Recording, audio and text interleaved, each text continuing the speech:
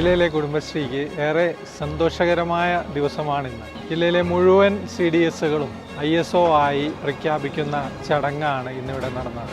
നിരവധി ഉദ്ഘാടന പരിപാടികൾ ഈ ചടങ്ങിനോടനുബന്ധിച്ച് നടത്തുകയുണ്ടായി. അങ്ങനെ കുടുംബശ്രീയുടെ ചരിത്രത്തിൽ വലിയ മുന്നേറ്റമുണ്ടാക്കിയ നിരവധി പദ്ധതികളുടെ പൂർത്തീകരണമാണ് ഇന്നിവിടെ നടന്നത്. ജില്ലയിലെ ഏകദേശം മുഴുവൻ തദ്ദേശ സ്വയംഭരണ അധ്യക്ഷന്മാരും ഇന്ന് ഈ ശില്പശാലയിൽ പങ്കെടുക്കുന്നുണ്ട്.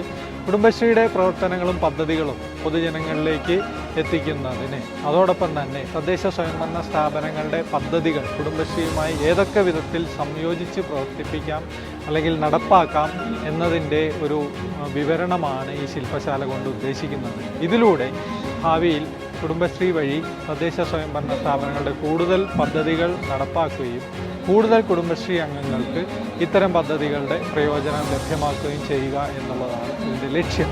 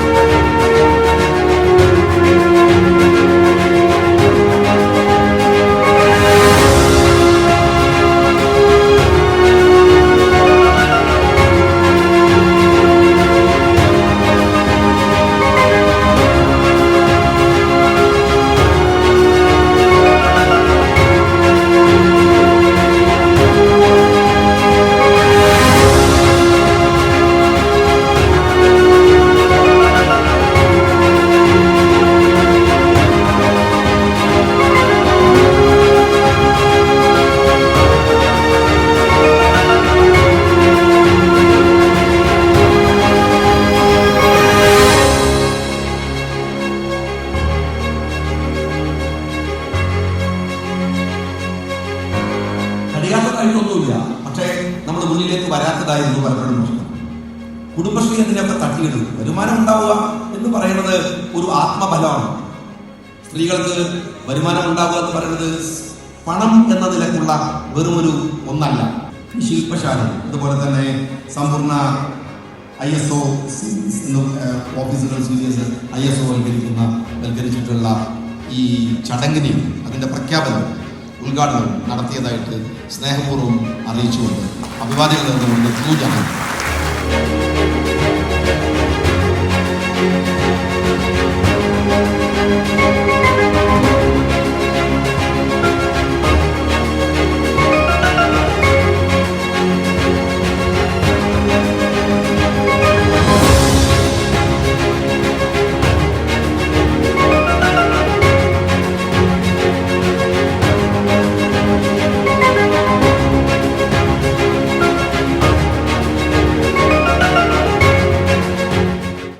ജില്ലക്കാരൻ തന്നെയാണ് എന്നുള്ളത് കുടുംബശ്രീ പ്രവർത്തനത്തിന് തദ്ദേശ സ്വയംഭരണ സ്ഥാപനങ്ങളുടെ പ്രവർത്തനങ്ങൾക്ക് കൂടുതൽ ഊർജിതമായി മുന്നോട്ട് പോകാൻ ഈ ജില്ലയ്ക്ക് ഏറ്റവും അഴകാർന്ന പ്രവർത്തനങ്ങൾക്ക് നേതൃത്വം കൊടുക്കാൻ സാധിക്കും എന്നുള്ളത് അഭിമാനത്തോടുകൂടി ചൂണ്ടിക്കാണിക്കാൻ കഴിയും.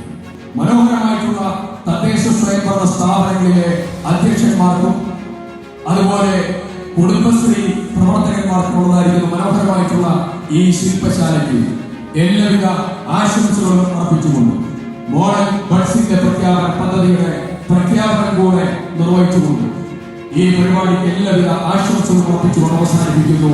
അഭിവാദനങ്ങൾ. ജയ്.